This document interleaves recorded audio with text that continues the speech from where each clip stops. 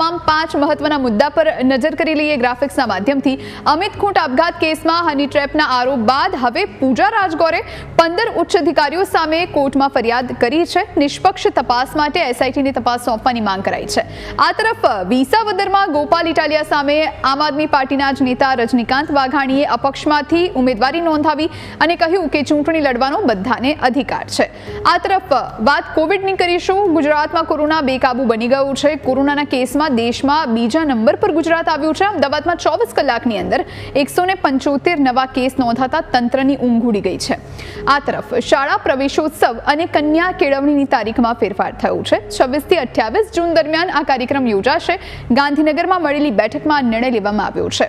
વાત ચોમાસાની કરીશું। હવે ગુજરાતમાં ચોમાસાના આગમનની તૈયારી છે। 15 જૂન સુધીમાં ગુજરાતમાં ચોમાસાની જમાવટ થઈ શકે છે।